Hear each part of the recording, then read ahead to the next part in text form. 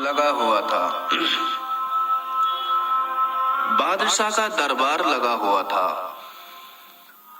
بادشاہ اپنے تخت و تاج پر بیٹھا تھا۔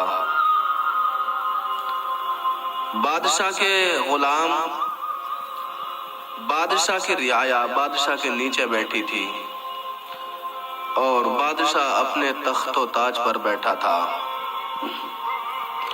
اسی دوران ایک فقیر آیا۔ فقیر بادشاہ کے دربار میں آیا اور بادشاہ سے کہنے لگا، اے بادشاہ سلامت،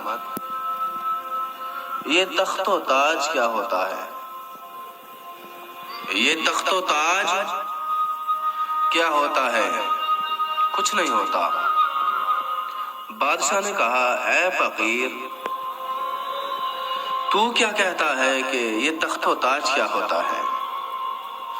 ابھی تو کیا جانے کہ اس تخت و تاج کے مزے کیا ہوتے ہیں؟ ابھی تو کیا جانے کہ اس تخت و تاج کی لذتیں کیا ہوتی ہیں؟ ابھی تو کیا جانے کہ اس تخت و تاج کی قیمت کیا ہوتی ہے؟ جب بادشاہ نکلتا ہے تو تمام رعایا بادشاہ کے استقبال کے لیے کھڑے ہو جاتے ہیں۔ جب بادشاہ اپنے دربار سے نکلتا ہے یا دیگر جگہوں پر جاتا ہے تو تو نہ دیکھا نہیں ہے کہ لوگوں کی لائنیں لگ جاتی ہیں بادشاہ کے استقبال کے لیے، اور تو کہتا ہے کہ یہ تخت و تاج کیا ہوتا ہے؟ فقیر نے پھر کہہ ڈالا، یہ تخت و تاج کچھ نہیں ہوتا۔ بادشاہ نے اپنے غلاموں کو حکم دیا، اپنے خادموں کو حکم دیا کہ اس فقیر کو میرے دربار سے باہر نکالو، اس فقیر کو میرے دربار سے باہر کر دو۔ خادموں نے بادشاہ کے حکم کے مطابق اس فقیر کو بادشاہ کے دربار سے باہر کر دیا۔ فقیر کو بادشاہ کے دربار سے باہر کر دیا گیا۔ لہذا کچھ عرصے بعد بادشاہ نے اپنے غلاموں کو حکم دیا کہ جاؤ میرا گھوڑا استبل سے نکال کر کے لے کر آؤ۔ غلام بادشاہ کے حکم کو سن کر کے بادشاہ کا گھوڑا استبل سے نکال کر کے لے آئے اور گھوڑا بادشاہ کے سامنے لا کر کے کھڑا کر دیا۔ بادشاہ سلامت گھوڑے پر سوار ہوا اور ایک شکار کرنے کے ارادے سے ایک جنگل کی طرف روانہ ہو گیا، ایک جنگل کی طرف نکل پڑا، اور جیسے ہی بادشاہ جنگل کی طرف نکلا تو وہ گھوڑا بے قابو ہو گیا، گھوڑا بے قابو ہو گیا، بدک گیا، اور بادشاہ کو ایسے جنگل کی طرف لے گیا، ایسے جنگل میں لے گیا، نہ وہاں کوئی کھانے کا انتظام ہے، نہ کوئی پینے کا انتظام ہے، یعنی نہ کوئی پانی پینے کا موجود ہے وہاں، نہ کوئی کھانے کی چیز موجود ہے۔ اور اتنا عرصہ گزر گیا اور حالت یہ ہو گئی کہ بادشاہ کو پیاس کی وجہ سے گلے میں کانٹے لگنا شروع ہو گئے، بادشاہ کے گلے میں کانٹے لگنا شروع ہو گئے، بادشاہ کا حلق خشک ہو گیا، سوکھ گیا، اور حالت یہ ہو گئی کہ اگر بادشاہ کو تھوڑی دیر پانی نہیں ملتا تو بادشاہ کی جان جا سکتی تھی۔ بادشاہ بڑا پریشان تھا کہ ایسی دولت بھی کس کام کی کہ جو چند گھونٹ پانی نہ دلا سکے، ایسی بادشاہت بھی کس کام کی جو چند گھونٹ پانی کے قطرے نہیں دلا سکے۔ بادشاہ بڑا فکر مند تھا، اور اتنے میں وہی فقیر جس کو اس نے اپنے دربار سے باہر نکالا تھا، اس فقیر کو اس نے اپنے دربار سے باہر نکلوایا تھا، وہی فقیر آواز لگاتا ہوا آ رہا ہے کہ پانی پی لو، پانی پی لو۔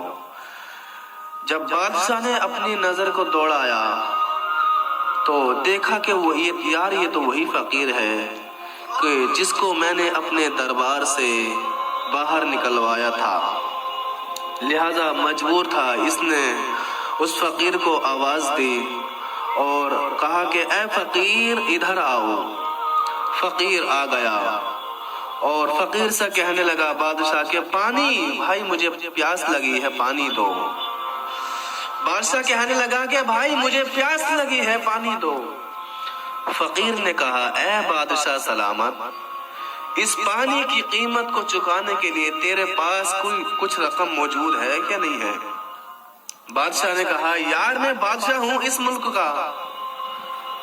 فقیر نے کہا کہ ہوگا کہیں کا بادشاہ، تیری بادشاہ سے مجھے کوئی فرق نہیں پڑتا، تیری بادشاہ سے مجھے کوئی غرض نہیں ہے، لہذا میں تو پانی بیچتا ہوں اور جو محنت کرتا ہوں اس محنت کی وجہ سے اپنی محنت کے پیسے وصول کرتا ہوں اور جو پیسے مجھے ملتے ہیں اس سے اپنے اخراجات کو پورا کرتا ہوں، لہذا تو بادشاہ ہے تو میرے اوپر کوئی فرق نہیں ہے، مجھے کوئی غرض نہیں ہے، تو بادشاہ ہے تو بادشاہ ہے۔ بادشاہ نے کہا یار تیری قیمت چکا دوں گا، تیری پانی کی جو قیمت ہے، تیری پانی کی جو قیمت ہوگی میں اس پانی کی قیمت کو چکا دوں گا، لیکن اس وقت پانی دو۔ فقیر نے کہا کہ اے بادشاہ چند گھونٹ تجھے پانی میں دوں گا پینے کے لیے، چند گھونٹ پانی دوں گا میں تجھے پینے کے لیے، اور اس چند گھونٹ پانی کے عوض آدھی سلطنت چکانی پڑے گی، آدھی سلطنت چکانی پڑے گی، چند گھونٹ تجھے پانی دوں گا۔ بادشاہ چکر میں پڑ گیا، کہنے لگا یار یہ کیسی آفت گلے لگ گئی، کیسے یہ مصیبت کا ہار میرے گلے پڑ گیا، لیکن اسے بھی لگ رہا تھا، مجبور تھا، اسے بھی لگ رہا تھا کہ اگر تھوڑی دیر پانی اسے نہیں ملتا تو اس کی بھی جان جا سکتی تھی، لہذا اس نے کہہ دیا کہ ٹھیک ہے آدھی سلطنت میں تمہارے نام کر دوں گا، آدھی سلطنت میں تم کو دیتا ہوں، آپ مجھے تھوڑا پانی پلوا دیجئے۔ فقیر نے چند گھونٹ پانی اس بادشاہ کو پلا دیے، اور جیسے ہی بادشاہ نے چند گھونٹ پانی کے پیے، وہ پانی بادشاہ کے گلے میں رک گیا، ایک پھندا سا لگ گیا۔ تو پھر فقیر نے کہا اے بادشاہ میں حکیم بھی ہوں، اگر تو چاہے تو میں اس کا علاج بھی کر سکتا ہوں، اگر تو چاہے تو میں اس کا علاج بھی کر سکتا ہوں۔ بادشاہ نے کہا یار کرو پھر، دیر کس بات کی ہے؟ فقیر نے کہا کہ جو آدھی سلطنت تیری باقی بچی ہے وہ سلطنت بھی تجھے چکانی پڑے گی۔ اب بادشاہ بڑا پریشان ہو رہا تھا، بادشاہ بڑا فکر مند ہوا، لیکن کیا کرتا، مجبور تھا، جان جا رہی تھی۔ پھر کہا کہ چل میں ساری سلطنت تجھے دیتا ہوں، میرا علاج کر۔ فقیر نے کہا ایسے نہیں، ایسے نہیں۔ پھر بادشاہ نے کہا اور کیسے؟ فقیر نے اپنی جھولی میں ہاتھ ڈالا اور ہاتھ ڈال کر کے اپنی جھولی سے چمڑا نکالا اور کہا کہ یہ لیجئے اور اپنے قلم سے اس پر لکھ دیجئے کہ آج سے ساری سلطنت میں اس فقیر کو سونپ رہا ہوں، اسی کے بعد میں اس کا علاج کروں گا۔ بادشاہ نے لکھ دیا، کیا کرتا، جان جا رہی تھی۔ بادشاہ نے اس چمڑے پر لکھ دیا کہ آج سے میں ساری سلطنت اس فقیر کو سونپ رہا ہوں، ساری سلطنت سونپ دی۔ بادشاہ کی جان بچ گئی۔ بادشاہ اپنے گھوڑے پر سوار ہوا اور اپنی سلطنت کے اپنے دربار کی طرف روانہ ہو گیا۔ فقیر بھی وہاں سے چلا گیا اور کچھ عرصے بعد فقیر اپنا بھیس بدل کر کے پھر اس کے دربار میں آتا ہے، یہ دیکھنے کے لیے کہ ابھی بھی اس کا دولت کا گھمنڈ اور تکبر دور ہوا ہے یا نہیں ہوا ہے، ابھی اس کا طاقت کا نشہ اترا ہے کہ نہیں اترا ہے۔ فقیر اپنا بھیس بدل کر کے اس بادشاہ کے دربار میں پہنچ گیا اور پھر جا کر کے کہنے لگا، اے بادشاہ سلامت، یہ تخت و تاج کچھ نہیں ہے، یہ تخت و تاج کچھ نہیں ہے، سب بیکار ہے، خدا کو یاد کرو، اپنی طاقت اللہ نے تمہیں دی ہے تو اس کو صحیح جگہ استعمال کرو۔ بادشاہ نے کہا، یار فقیر تو پہلے بھی کچھ عرصے پہلے آیا تھا یہاں پر۔ فقیر نے کہا، یہ کچھ نہیں ہے۔ بادشاہ نے پھر اپنے غلاموں کو حکم دیا کہ جاؤ اس فقیر کو میرے دربار سے پھر باہر کر دو۔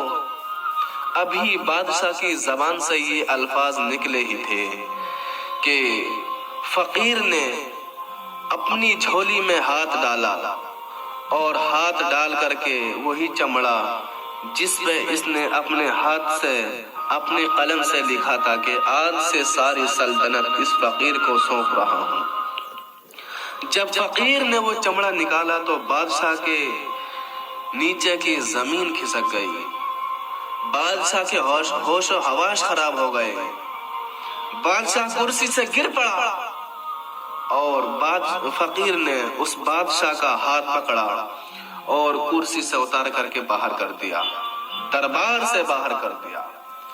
یہ ہوتا ہے طاقت کا نشہ، یہ ہوتا ہے غرور و تکبر۔ اگر اللہ نے ہمیں دولت دی ہے تب بھی ہمارا فائدہ ہے، اور اگر غربت دی ہے اس میں بھی ہمارا فائدہ ہے۔ اگر طاقت دی ہے تو اللہ کا شکر ادا کریں، اور اگر غربت دی ہے تو اس پر صبر کریں۔ دولت دی ہے اس پر شکر کرو گے تو اس پر بھی ثواب ہے، غربت اللہ نے دی ہے تو اس پر صبر کرو تو اس پر بھی ثواب ہے۔ یہ اب ہمارا مقدر ہے کہ ہم کون سی چیز پر عمل کرتے ہیں۔